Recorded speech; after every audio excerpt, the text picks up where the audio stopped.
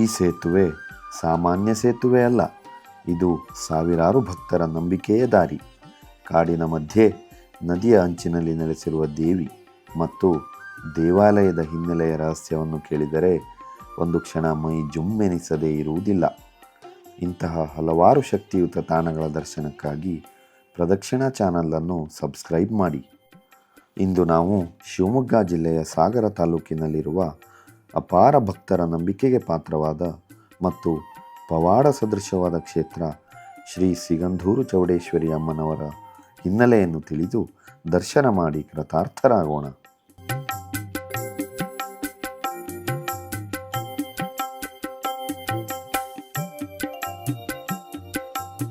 ನಿಮಗೆಲ್ಲ ಸಿಗಂಧೂರು ಚೌಡೇಶ್ವರಿಯ ಬಗ್ಗೆ ಗೊತ್ತೇ ಇದೆ. ಆದರೆ ಆ ತಾಯಿ ಅಲ್ಲಿ ನೆಲೆಸಿದ್ದು ಹೇಗೆ? ಆ ದೇವಿಯ ಪವಾಡ ಏನಾಗಿತ್ತು? ನಿಮಗೆ ತಿಳಿಸಿಕೊಡುವ ಸಣ್ಣ ಪ್ರಯತ್ನ. ನೀರಿನ ಮೇಲೆ ನಿಂತಿರುವ ಶ್ರೀ ಚೌಡೇಶ್ವರಿ ತಾಯಿಗೆ 500 ವರ್ಷಗಳ ಇತಿಹಾಸವಿದೆ. 500 ವರ್ಷಗಳ ಹಿಂದೆ ಶೇಷಪ್ಪ ಎಂಬಾತ ತನ್ನ ಸ್ನೇಹಿತರೊಂದಿಗೆ ಬೇಟೆಯಾಡಲು ಸಿಗಂದೂರಿನ ಕಾಡಿಗೆ ತೆರಳುತ್ತಾನೆ. ಈ ಕ್ಷೇತ್ರ ಆಗ ದಟ್ಟ ಅರಣ್ಯವಾಗಿತ್ತು. ಇಲ್ಲಿ ತಿರುಗುತ್ತಿದ್ದ ಶೇಷಪ್ಪ ಮತ್ತು ಅವನ ಸ್ನೇಹಿತರು ಬೇಟೆಯಾಡುವ ಉತ್ಸಾಹದಲ್ಲಿ ಒಬ್ಬೊಬ್ಬರು ಒಂದೊಂದು ದಿಕ್ಕಿಗೆ ದಿಕ್ಕಾಪಾಲಾಗಿ ತೆರಳಿದರು. ಶೇಷಪ್ಪ ಹಿಂದಿರುಗಿ ನೋಡಿದಾಗ ಅಲ್ಲಿ ಯಾರೂ ಕಾಣಿಸಲಿಲ್ಲ.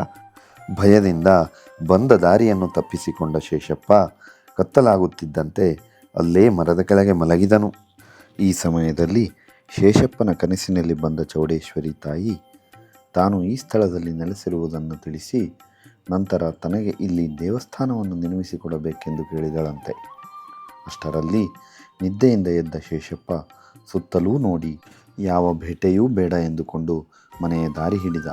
ತನ್ನ ಕನಸಿನಲ್ಲಿ ಚೌಡೇಶ್ವರಿ ತಾಯಿ ಬಂದಿದ್ದನ್ನು ನೆನಪಿಸಿಕೊಂಡು ತನ್ನ ಕನಸಿನ ಮಾತನ್ನು ಹೇಗೆ ಊರವರಿಗೆ ವರ್ಣಿಸಿದರೂ ಅದನ್ನು ನಂಬುತ್ತಾರಾ ಎಂಬ ಗೊಂದಲದಲ್ಲಿದ್ದ ಶೇಷಪ್ಪನಿಗೆ ಅದೇ ಊರಿನ ಬ್ರಾಹ್ಮಣ ದುರ್ಗಜ್ಜ ನೆನಪಾದರು. ದುರ್ಗಜ್ಜನ ಬಳಿ ತನ್ನೆಲ್ಲ ಮಾತನ್ನು ಹೇಳಿದ. ಅಲ್ಲದೆ ನಾನೇ ದೇವಸ್ಥಾನವನ್ನು ಕಟ್ಟಿಸುತ್ತೇನೆ ಮತ್ತು ನೀವೇ ಅಲ್ಲಿನ ಅರ್ಚಕರಾಗಬೇಕು ಎಂದು ಕೇಳಿಕೊಂಡ. ಶೇಷಪ್ಪನ ಈ ಮಾತಿಗೆ ದುರ್ಗಜ್ಜನೂ ಜೊತೆಯಾಗಿ ಸಹಾಯ ಮಾಡುತ್ತೇನೆಂದು ಒಪ್ಪಿಕೊಂಡ. ಕೊನೆಗೂ ಚಿಕ್ಕ ಗುಡಿ ನಿರ್ಮಿಸಿ ಚೌಡೇಶ್ವರಿ ದೇವಿಯ ಪೂಜೆ ಆರಂಭಿಸಿದರು. ದಿನ ಕಳೆದಂತೆ ಈ ಕ್ಷೇತ್ರದ ಮಹಾತ್ಮೆ ಹೆಚ್ಚಾಗತೊಡಗಿತು. ಇಲ್ಲಿಗೆ ಬರುವ ಭಕ್ತರ ಸಂಖ್ಯೆ ಕೂಡ ಹೆಚ್ಚಾಗತೊಡಗಿತು. ಆದರೆ ಶೇಷಪ್ಪ ಮತ್ತು ದುರ್ಗಪ್ಪನ ಸಾವಿನ ನಂತರ ಈ ಗುಡಿ ನೀರಿನಲ್ಲಿ ಮುಳುಗಿತು. ನಂತರ ಕೆಲ ಭಕ್ತರು ಸೇರಿ ದೇವಿಯನ್ನು ಸ್ವಲ್ಪ ಎತ್ತರದ ಸ್ಥಳದಲ್ಲಿ ಪ್ರತಿಷ್ಠಾಪಿಸಿ ದೊಡ್ಡ ದೇಗುಲ ನಿರ್ಮಿಸಿದರು. ಇದೇ ಈ ಸಿಗಂಧೂರು ಶ್ರೀ ಚೌಡೇಶ್ವರಿ ದೇವಾಲಯ.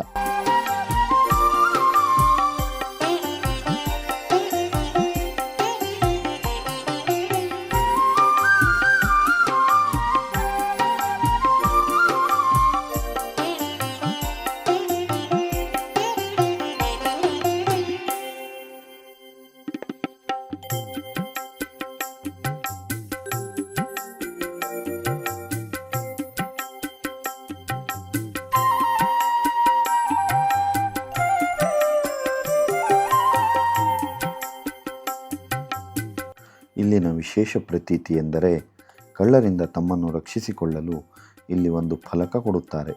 ಅದರ ಮೇಲೆ ಶ್ರೀದೇವಿಯ ರಕ್ಷಣೆ ಇದೆ ಎಂದು ಬರೆಯಲಾಗುತ್ತದೆ. ಇದನ್ನು ತೋಟ, ಗದ್ದೆ ಮತ್ತು ಮನೆಗಳಲ್ಲಿ ಹಾಕಿಕೊಳ್ಳುತ್ತಾರೆ. ಒಂದೊಮ್ಮೆ ಕಳ್ಳತನವಾದರೂ ಕದ್ದ ವಸ್ತುಗಳು ಮರಳಿ ಸಿಗುವ ನಂಬಿಕೆ ಜನರಲ್ಲಿ ಇದೆ.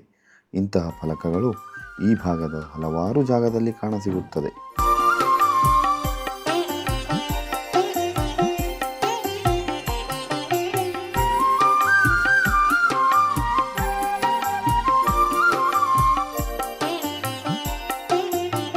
ಈ ಪವಿತ್ರ ಕ್ಷೇತ್ರದ ದರ್ಶನ ಮತ್ತು ತಾಯಿಯ ಕತೆ ನಿಮಗೆ ಇಷ್ಟವಾದರೆ ಈ ವಿಡಿಯೋವನ್ನು ಲೈಕ್, ಶೇರ್ ಹಾಗೂ ಸಬ್ಸ್ಕ್ರೈಬ್ ಮಾಡಿ.